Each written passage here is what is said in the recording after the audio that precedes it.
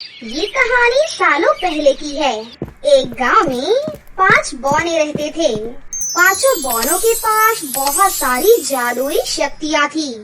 वो बौने पूरे गांव में घूमते और जिस किसी को भी मदद की जरूरत होती थी उसकी मदद किया करते थे। ऐसे ही एक दिन पांचों बौने इसी तरह गांव में घूम रहे थे। तभी उन्हें किसी बच्ची के रोने की आवाज सुनाई देती है। जैसे ही उन बौनों ने घर के अंदर झांक कर देखा तो एक प्यारी सी बच्ची कपड़े धो रही थी और तेज तेज रो भी रही थी। उसके बाल बहुत लंबे और खूबसूरत थे। पास में ही एक औरत थी जो उस पर जोर जोर से चिल्ला और मार रही थी।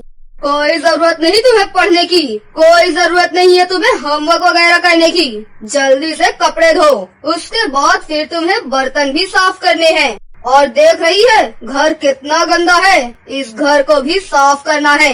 अभी मुझे किसी काम से बाजार जाना है, मैं 1 घंटे में आऊंगी, तब तक मुझे ये घर साफ चाहिए। ऐसा कहकर वो दुष्ट औरत घर से बाहर चली जाती है और वो छोटी सी प्यारी सी लड़की और ज्यादा रोने लगती है। बौनों ने सोचा कि हमें इस बच्ची की मदद करनी चाहिए। तभी उनमें से एक बौना अपना बिल्ली का रूप करके उनकी रसोई में चला जाता है और वहाँ पर रखा दूध पीने लगता है। बर्तनों की आवाज सुनकर वो नन्ही बच्ची रसोई में आती है और बिल्ली को देखकर कहती है, अरे बिल्ली, ये वाला दूध मत पियो, तुम्हें भूख लग रही है। अभी रुको, मैं तुम्हें दूध देती हूँ। अगर माँ को पता चल गया कि तुमने सारा दूध झूठा कर दिया है तो वो फिर से मुझे मारेंगी। मुझसे तो आज तक किसी ने ऐसी बात नहीं की।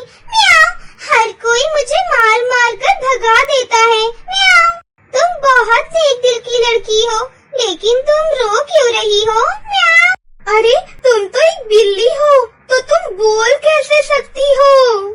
ये सब तुम्हें बाद में पता चल जाएगा, पर तुम मुझे पहले अपने बारे में बताओ। म्याऊं। मेरा नाम सिंड्रेला है और वो मेरी असली माँ नहीं है, बल्कि वो मेरी सौतेली माँ है। वो हर समय मुझे मारती है और कोई भी काम नहीं करती है। घर का सारा काम मैं ही करती हूँ और पापा भी मेरी बात नहीं सुनते, मुझे पढ़ने भी नहीं देते। ठीक है, मुझे सब समझ आ गया। म्याऊं। ऐसा कहकर वो बिल्ली वहाँ से चली जाती है। अरे बिल्ली रुको तो, तुम्हें तो भूख लगी है ना? लेकिन तब तक वो बिल्ली वहाँ से जा चुकी थी। फिर जब सिंड्रेला रसोई से बाहर आती है तो वो देखती है कि घर का सारा काम हो गया है। सारा घर बिल्कुल साफ सुथरा हो गया था, कपड़े भी धुल गए थे और प्रेस भी हो गए थे।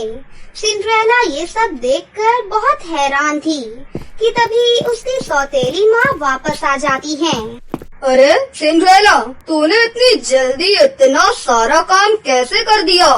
सिंड्रेला कुछ भी नहीं बोलती, लेकिन उसकी सौतेली माँ को पता था कि कोई भी 1 घंटे में इतना सारा काम नहीं कर सकता।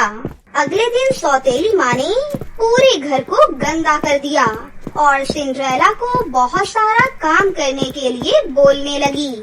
सुन सिंड्रेला, मैं बाजार जा रही हूँ, 2 घंटे में वापस आऊंगी, तब तक घर के सारे काम कर लेना। फिर उसकी सौतेली माँ वहाँ से चली जाती है और सिंड्रेला रोने लगती है। सिंड्रेला का रोना सुनकर दोबारा से वो पांचों बौने वहाँ पर आ जाते हैं, लेकिन उन्हें देखकर सिंड्रेला बहुत डर जाती है। अरे तुम लोग कौन हो और यहाँ क्या कर रही हो? प्लीज प्लीज मुझे मत मारो, बचाओ बचाओ मुझे, भूत भूत। अरे सिंड्रेला, ये तुम क्या बोल रही हो? हम भूत नहीं हैं और हम तुम्हें मारने नहीं आए हैं। क्या तुम्हें वो बिल्ली याद नहीं जो तुम्हारे घर दूध पीने आई थी? वो हम ही थे और हमने ही तुम्हारा सारा काम किया था। तुम घबराओ मत, तुम्हारा सारा काम हम अभी 2 मिनट में कर देंगे। ये सुनकर सिंड्रेला बहुत खुश हो जाती है, लेकिन वहीं सिंड्रेला की सौतेली माँ ये सब छुपकर देख रही थी, क्योंकि उसने सब पता करने के लिए सिंड्रेला से झूठ बोला था कि तभी वो भी वहाँ पर आ जाती है और कहती है, आखिर तुम सब पकड़े ही गए। मुझे पता था जरूर किसी ने तुम्हारी मदद की है, नहीं तो तुम इतना सारा काम इतनी जल्दी नहीं कर सकती। रुको जरा, मैं अभी तुम सभी को सबक सिखाती हूँ।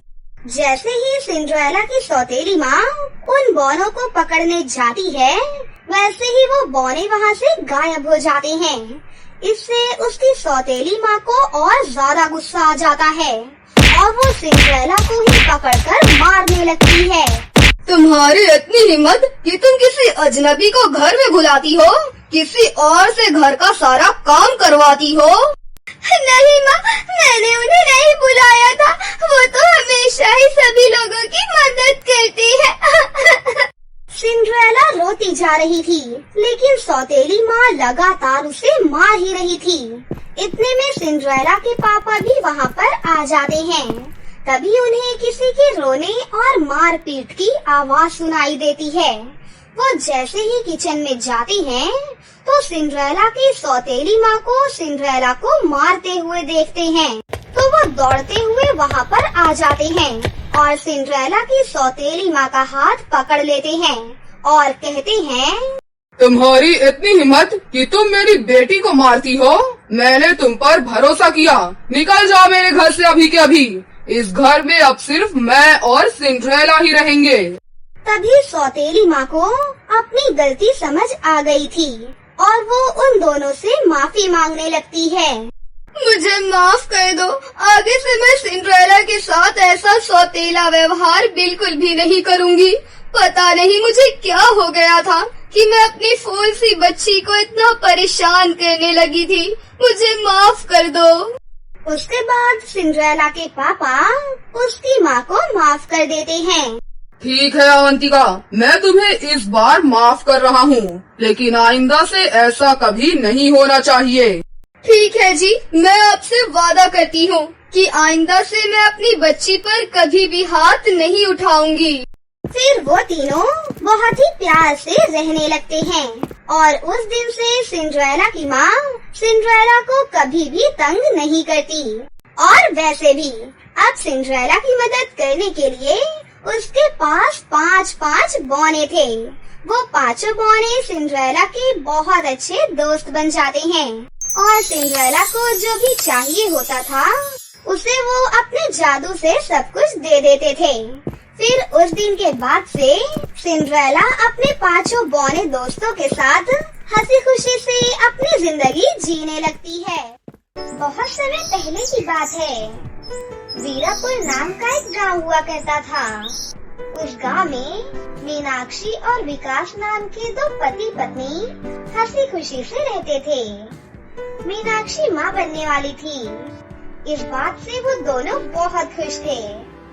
उनके घर के सामने ही एक खतरनाक चुड़ैल की एक बहुत बड़ी हवेली थी। हवेली के सामने एक बगीचा था। उस बगीचे में बहुत सारे ताजे ताजे सलाद के पत्ते लगे हुए थे। एक दिन जब मीनाक्षी की नजर उस बगीचे में लगे हुए ताजे ताजे सलाद के पत्तों पर पड़ी, तब से मीनाक्षी को सलाद के पत्ते खाने की इच्छा होने लगी। जब मीनाक्षी ने अपनी ये ख्वाहिश अपने पति विकास को बताई, तो वो ये सुनकर बहुत घबरा गया और बोला, समझने की कोशिश करो, वो बगीचा इस राज्य की सबसे खतरनाक चुड़ैल का है। वहाँ जाना नामुमकिन है। रुको, मैं अभी तुम्हारे लिए इमली और समोसे लेकर आता हूँ, तुम वो खा लेना। पर मीनाक्षी ने वो सब खाने से सख्त मना कर दिया। आप समझने की कोशिश करो, मुझे कैसे भी करके वो ताजे सलाद के पत्ते ला कर दो। मुझे और कुछ नहीं चाहिए, क्योंकि अगर मैंने सलाद नहीं खाए तो मैं मर जाऊंगी। ऐसे कहते हुए वो रोने लगी। अपनी पत्नी की जिद के आगे आखिरकार विकास को झुकना पड़ा।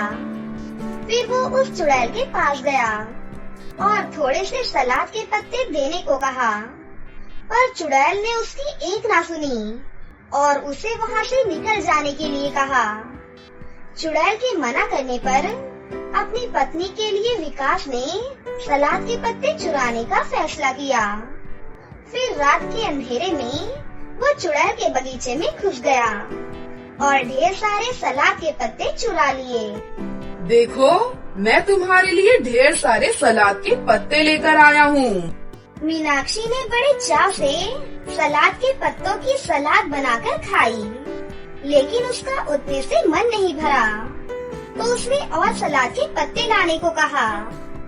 पत्नी की खातिर फिर रात होने पर विकास सलाद के पत्ते चुराने चुड़ैल के बगीचे में घुस गया, लेकिन इस बार चुड़ैल ने उसे सलाद के पत्ते चुराते हुए देख लिया। तुम्हारी हिम्मत कैसे हुई मेरे बगीचे से सलाद के पत्ते तोड़ने की? मुझे माफ कर दो चुड़ैल जी, मेरी पत्नी प्रेग्नेंट है। उसे बहुत इच्छा हो रही थी सलाद के पत्ते खाने की। लेकिन इसकी तुम्हें सजा जरूर मिलेगी। तुम्हारी पत्नी को सलाद के पत्तों के बदले अपना बच्चा मुझे देना होगा। नहीं, मैं अपना बच्चा तुम्हें नहीं दूंगा। क्या कहा? नहीं दोगे? सोच लो, वरना मैं तुम दोनों को जिंदा नहीं छोड़ूंगी। चुड़ैल की ये बात सुनकर विकास काफी घबरा गया और उसकी बात मान गया। अब घर आकर उसने ये बात अपनी पत्नी को भी बताई। ये सुनकर वो भी काफी परेशान हो गई। कुछ महीनों बाद मीनाक्षी ने एक सुंदर सी बच्ची को जन्म दिया। फिर वो दोनों उस गांव को छोड़ने की सोचने लगे, ताकि उन्हें अपनी बच्ची उस चुड़ैल को न देनी पड़े। हमें ये गांव जल्दी से छोड़ना होगा, नहीं तो वो दुष्ट चुड़ैल हमारी बच्ची को हमसे छीन लेगी। लेकिन जिसका डर था वही हुआ। चुड़ैल को भनक लगते ही वो तुरंत ही वहाँ पहुँच गई और उनके हाथों से उनकी बच्ची छीनकर वहाँ से चली गई। और वो दोनों आंखों में आंसू लिए अपनी बच्ची को अपने से दूर जाते हुए देखते रह गए। चुड़ैल ने उस बच्ची का नाम रखा सिंड्रेला। ऐसे ही दिन गुजर रहे थे और धीरे धीरे सिंड्रेला बड़ी होने लगी। वो दिखने में बहुत ही सुंदर थी और उसके बाल लंबे घने और सुनहरे हो चुके थे। वो चुड़ैल रोज अपनी बेटी के बालों में कंघी किया करती थी। अपनी माँ से कंघी करवाना सिंड्रेला को बहुत पसंद था। उस चुड़ैल ने उसे जंगल के बीचों बीच एक बहुत ऊंचे मीनार में कैद करके रखा था। उस मीनार में सीढ़ियाँ नहीं थी और न ही कोई दरवाजा था, सिर्फ ऊपर एक खिड़की थी। चुड़ैल ने कभी भी सिंड्रेला के बाल नहीं काटे थे, क्योंकि जब भी वो उससे मिलने आती वो नीचे से उसे पुकारती, सिंड्रेला, अपने लंबे घने बाल नीचे करो बेटा, तुम्हारी माँ आई है। चुड़ैल की ये आवाज सुनते ही सिंड्रेला अपने सुनहरे बाल खिड़की से नीचे गिरा देती और उन्हीं बालों के सहारे चुड़ैल मीनार पर चढ़ जाती। ऐसे ही कई साल बीत गए। मीनार में कैद सिंड्रेला अक्सर अपना मनपसंद गाना गाकर अपना मन बहलाती थी। एक दिन की बात है, सीतापुर राज्य का राजकुमार कुछ दिनों के लिए दूसरे राज्यों में घूमने के लिए आया। राजकुमार अरुण ने एक दिन जंगल घूमने का प्लान बनाया और अपने घोड़े पर सवार होकर जंगल की ओर निकल पड़ा। जंगल बहुत ही घना था। वो घूमते घूमते रास्ता भटक गया। तभी उसे कुछ दूरी पर एक ऊंचा मीनार दिखाई दिया। जैसे ही वो मीनार के पास पहुंचा, तभी उसे मधुर गाने की आवाज सुनाई देने लगी, जो कि सिंड्रेला गा रही थी। राजकुमार को उसकी आवाज इतनी मधुर लगी कि मीनार के अंदर जाने के लिए वो दरवाजा ढूंढने लगा, लेकिन उसे कोई भी दरवाजा नहीं मिला और वो मायूस होकर वापस लौट गया। लेकिन सिंड्रेला की आवाज उसके दिल को छू गई थी। इसलिए राजकुमार अरुण रोज उसके मीनार के पास जाकर उसकी मधुर आवाज सुनने लगा। एक दिन वो चुपके से दूर झाड़ियों के पास बैठकर सिंड्रेला की मधुर आवाज सुन रहा था, तो उसने चुड़ैल को उस मीनार पर सिंड्रेला के बालों के सहारे ऊपर जाते हुए देख लिया। अगले दिन जैसे ही शाम हुई, राजकुमार मीनार के नीचे खड़े होकर उस चुड़ैल की तरह सिंड्रेला को पुकारने लगा। सिंड्रेला, सिंड्रेला, अपने बाल नीचे करो। ये सुनते ही सिंड्रेला ने अपने बाल नीचे किए और राजकुमार मीनार तक पहुंच गया। सिंड्रेला राजकुमार अरुण को अपने सामने देखकर घबरा गई, क्योंकि आज तक उसने कभी किसी आदमी को नहीं देखा था। लेकिन राजकुमार ने बड़े ही प्यार से उससे बात की। अरे घबरा मत, मुझे अपना दोस्त समझो। मैं तुम्हारा मधुर संगीत सुनकर यहाँ तक आया हूँ। वैसे तुम कौन हो और मीनार में क्यों रह रही हो? ये मीनार एक चुड़ैल का है। उसने मुझे यहाँ कैद करके रखा है। उसने मुझे मेरे माता पिता से छीन लिया था। तब से मैं इसी मीनार में कैद हूँ। मैं उस चुड़ैल की मर्जी के बिना कहीं भी नहीं जा सकती हूँ। मैं तुमसे वादा करता हूँ, मैं तुम्हें उस चुड़ैल के हाथ से आजाद जरूर करवाऊंगा। ये कहते हुए राजकुमार ने सिंड्रेला से वादा किया और फिर वो वहाँ से चला गया। पर वो दोनों इस बात से अनजान थे कि चुड़ैल ने उन्हें देख लिया था। फिर वो गुस्से में सिंड्रेला को आवाज देती है। सिंड्रेला, अपने लंबे घने बाल नीचे करो। चुड़ैल की ये आवाज सुनते ही सिंड्रेला अपने सुनहरे बाल खिड़की से नीचे गिरा देती है और उन्हीं बालों के सहारे चुड़ैल गुस्से में मीनार पर चढ़ गई और वो सिंड्रेला से बोली, तुम्हारी इतनी हिम्मत! मैंने सोचा था कि मैं तुम्हें बाहर की दुनिया से दूर रखने में सफल हो गई, पर तुमने मुझे धोखा दिया। तुम्हें इसकी सजा मैं जरूर दूंगी। रुको, मैं तुम्हें अभी बताती हूँ। चुड़ैल ने गुस्से से सिंड्रेला के सारे बाल काट दिए। फिर उसने सिंड्रेला को बहुत दूर एक रेगिस्तान में छोड़ दिया ताकि कोई भी उसे ढूंढ ना सके। इस बात से अनजान राजकुमार सिंड्रेला को बचाने के लिए उस मीनार के पास गया और सिंड्रेला को पुकारने लगा। राजकुमार की आवाज सुनते ही चुड़ैल ने सिंड्रेला के कटे हुए बाल नीचे किए और राजकुमार मीनार पर चढ़ गया। लेकिन सिंड्रेला की जगह वहाँ चुड़ैल को देखकर राजकुमार बहुत हैरान रह गया। तुम जिसकी तलाश में यहाँ आए हो, वो तुम्हें अब कभी नहीं मिलेगी। ऐसा कहते हुए उस चुड़ैल ने राजकुमार को मीनार से धक्का दे दिया, जिस वजह से राजकुमार बुरी तरह से घायल हो गया। फिर भी वो हिम्मत नहीं हारा और अपने सैनिकों को लेकर सिंड्रेला को ढूंढने निकल पड़ा। फिर राजकुमार समेत उसके सारे सैनिक भी सिंड्रेला को ढूंढते ढूंढते उस रेगिस्तान में पहुंच गए। तभी राजकुमार को वहाँ सिंड्रेला का गाना सुनाई दिया, जो वो अक्सर गाया करती थी। आखिरकार राजकुमार ने सिंड्रेला को ढूंढ ही लिया और फिर राजकुमार ने उस चुड़ैल को बंदी बनाकर कारावास में डाल दिया और सिंड्रेला को उसके माता पिता से मिलवाया। अपनी बेटी को सही सलामत और इतने सालों के बाद देखकर उसके माता पिता की आंखों में आंसू आ गए। उन्होंने राजकुमार का धन्यवाद किया और इसके बाद सिंड्रेला और राजकुमार का विवाह हो जाता है और वो दोनों एक साथ हंसी खुशी से अपनी जिंदगी जीने लगते हैं। बहुत समय पहले की बात है। बरसाना नाम का एक राज्य हुआ करता था। वहाँ के राजा सूर्य सिंह ने 2 शादियाँ की हुई थी और उनकी 2 बेटियाँ थीं। लेकिन उनकी दूसरी पत्नी राधिका बहुत ही चालाक और एक लालची औरत थी। फिर एक दिन राधिका धोखे से अपनी सौतन के खाने में जहर मिला देती है और वो खाना खाते ही रानी की वहीं पर मृत्यु हो जाती है।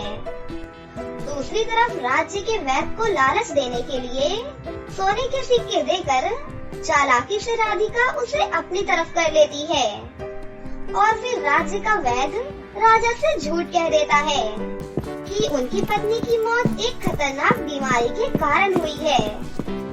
इस तरह राधिका के गुनाहों पर पर्दा पड़ जाता है। धीरे धीरे समय बीतने लगता है और अब राजा की दोनों बेटियां जवान हो जाती हैं। लेकिन फिर एक दिन युद्ध में लड़ते लड़ते राजा की वहीं पर मृत्यु हो जाती है। राजा के मरते ही राधिका के मन में लालच आ जाता है और वो अपनी बेटी अमीषा को रानी बनाने का सपना देखने लगती है। लेकिन राज्य के मंत्रियों को ये बात बिल्कुल भी पसंद नहीं थी। वो दोनों राजकुमारियों में से काबिल राजकुमारी को ही राजगद्दी पर बैठाना चाहते थे।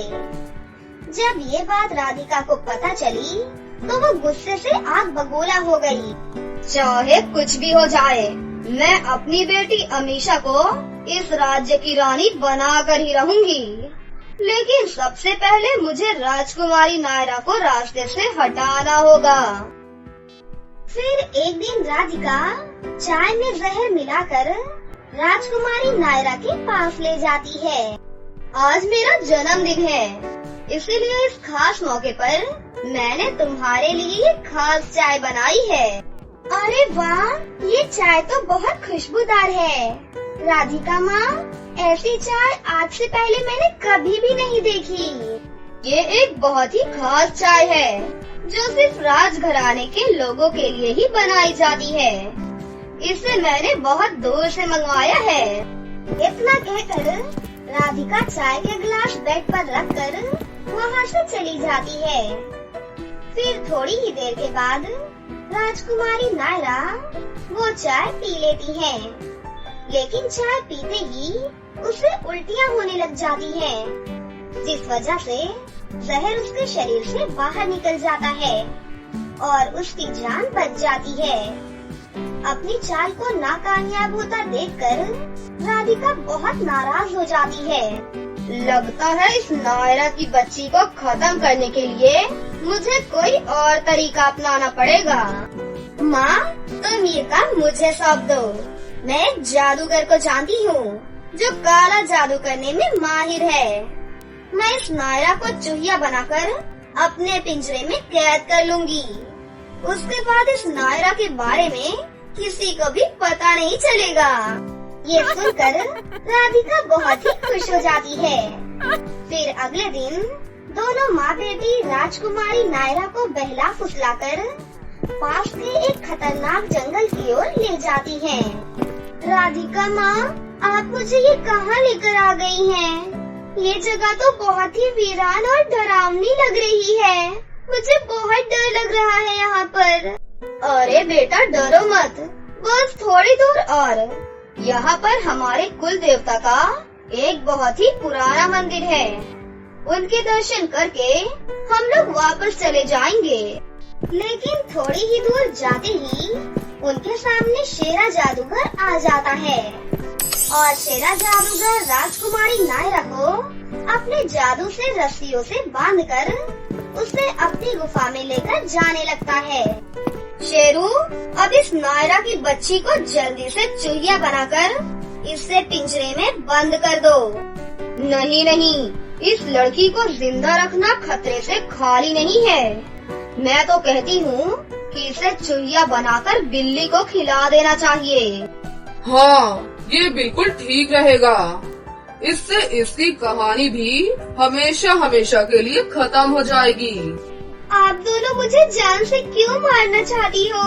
मैं तो तुम्हारी बहन हूँ ना अमीषा। आखिर मैंने तुम्हारा क्या बिगाड़ा है? क्योंकि अगर तुम जिंदा रही तो मैं कभी भी रानी नहीं बन पाऊंगी। इसीलिए तेरा मरना बहुत जरूरी है। देखो, मुझे सिंहासन का कोई भी लालच नहीं है। तुम शौक से रानी बन सकती हो। बस मुझे छोड़ दो, मुझे मत मारो। अरे, तूने हमें बेवकूफ समझ रखा है क्या? हम तुम्हारी बातों में नहीं आने वाले। और वैसे भी रहम किस चीज को कहते हैं हमें तो पता भी नहीं है। और मैंने ही तुम्हारी माँ को भी जहर देकर मारा था, समझी तू? चलो माँ, अब बातें बहुत हो गई। अब इसको जान से मारने का समय आ गया है। उसके बाद शेरा जादूगर राजकुमारी नायरा को अपनी शक्ति से एक चूहिया के रूप में बदल देता है और वहाँ पर एक बिल्ली को भी प्रकट कर देता है।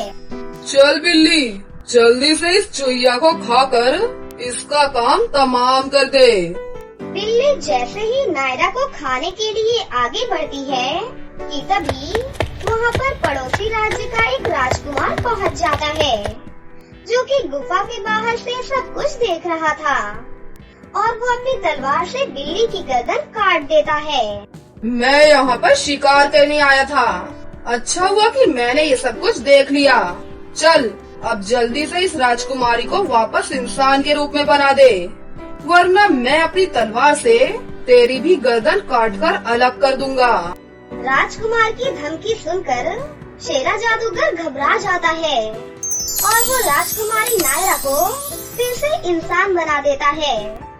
फिर राजकुमार दोनों माँ बेटी और जादूगर को राजकुमारी नायरा के महल में लेकर जाता है और मंत्रियों को सारी बात बता देता है।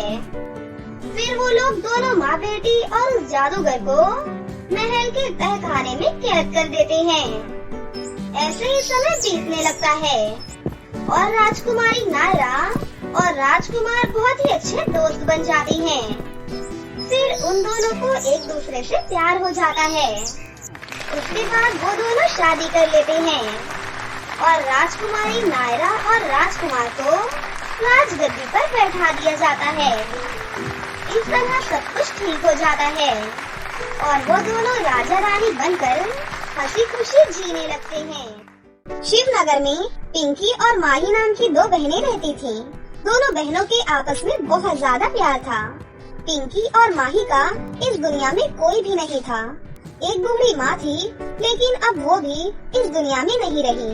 दोनों बहनों के पास एक छोटे से घर के अलावा और कुछ भी नहीं था।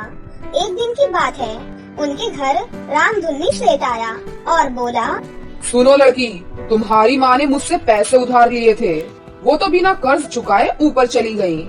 अब ये कर्ज तुम लोगों को ही चुकाना होगा, समझी? पर सेठ जी, हम कर्ज कहाँ से चुका पाएंगे? हमारे पास तो कोई काम भी नहीं है। काम नहीं है तो मैं क्या करूँ? मैं कुछ नहीं जानता, मुझे मेरे पैसे चाहिए ही चाहिए। मैं तुम दोनों को 1 महीने की मोहलत और देता हूँ।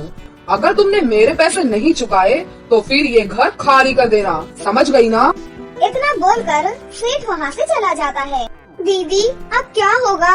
अगर हमसे ये घर छीन गया फिर हम कहाँ रहेंगे? बोलो ना दीदी, कहाँ जाएंगे हम? चिंता मत करो पिंकी, मैं हूँ ना, सब कुछ ठीक हो जाएगा। मैं जल्द ही काम करके सेठ के सारे पैसे चुका दूंगी। पर दीदी, हम करेंगे क्या? हमें तो कोई काम करने आता ही नहीं है। अगर किसी ने हम पर तरस खाकर भी कोई काम हमें दे भी दिया तो भी हम सेठ के पैसे 1 महीने में नहीं चुका सकते। पिंकी, भगवान पर भरोसा रखो, अब वही हमें इस मुसीबत से निकाल सकते हैं। माँ हमेशा कहती थी, मुश्किल वक्त से घबराना नहीं चाहिए। अब तुम आराम करो, मैं बाहर कहीं काम पता करके आती हूँ। दीदी, मैं भी आपके साथ चलूंगी। हम दोनों मिलकर काम करेंगे, तभी हम सेठ के पैसे चुका पाएंगे। देखो, अब मुझे मना मत करना। अच्छा ठीक है, चलो। फिर दोनों बहन पूरे दिन काम की तलाश में इधर उधर भटकती हैं, लेकिन उन्हें कहीं कोई काम नहीं मिलता। निराश होकर माही और पिंकी घर की तरफ आ रही थी। तभी उन्हें रास्ते में एक गरीब बूढ़ी महिला दिखाई देती है, जो अपने सर पर फलों की टोकरी लेकर लड़खड़ाते हुए अपने घर की तरफ जा रही थी। माँ जी, ये टोकरी आप मुझे दे दीजिए, मैं आपको घर तक पहुँचा देती हूँ।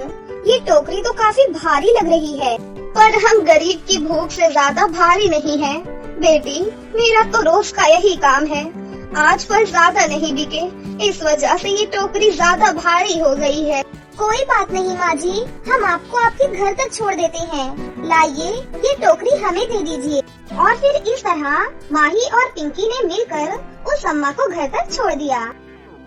तुम लोगों का बहुत बहुत धन्यवाद बेटी, तुम दोनों बहुत ही नेक और ईमानदार लगती हो। मुझे बहुत दिनों से 2 नेक और ईमानदार लड़कियों की तलाश थी, इसलिए मैं हर रोज इस बोझ को अपने सर पर ढोने का नाटक करती थी। लेकिन आज तक मुझ गरीब बुढ़िया की किसी ने भी मदद नहीं की, और आज पहली बार तुम दोनों ने मेरी मदद करके साबित कर दिया कि दुनिया में अभी भी तुम जैसे लोग हैं जो दूसरों को दुखी देखकर उनकी मदद करते हैं। पर अम्मा, आपको नेक और ईमानदार लोगों की जरूरत क्यों थी? एक मिनट रुको, ये देखो, ये सोने और चांदी के जादुई 2 लहंगे हैं। मैं हमेशा से ही चाहती थी कि ये लहंगे मैं उन्हें दूं जो सच में इसके सही हकदार हों, और आज मैं सोने और चांदी के ये जादुई लहंगे तुम दोनों को दे रही हूँ। तुम ही इसकी असली हकदार हो। आपका बहुत बहुत धन्यवाद अम्मा जी। आपको नहीं पता, आपने हमें ये लहंगा देकर हम दोनों पर कितना बड़ा एहसान किया है। अम्मा, हमारा इस दुनिया में कोई भी नहीं है। अगर आप हमारे साथ चलकर हमारे घर में रहोगी तो हमें आपकी सेवा करने में बहुत ही खुशी मिलेगी।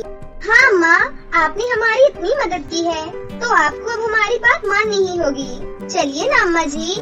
अच्छा ठीक है, चलो। फिर इस तरह माही और पिंकी उस अम्मा को अपने घर ले आती हैं, और फिर दोनों बहन सोने और चांदी के लहंगों से खूब सारा धन मांगने लगती हैं। उन पैसों को लेकर सबसे पहले माही रामधुनी का कर्जा चुकाती है, और फिर बाकी पैसों से उस अम्मा के साथ साथ गरीब और मजदूर और बेसहारा लोगों की मदद करने लगती है। तो दोस्तों, कैसी लगी आपको हमारी ये कहानी? अगर आपको हमारी कहानी अच्छी लगी हो तो इसे जरूर लाइक करें, साथ ही हमारे चैनल को सब्सक्राइब भी कर लें और बेल आइकन को दबाना ना भूलें। मिलते हैं अगली वीडियो में। धन्यवाद।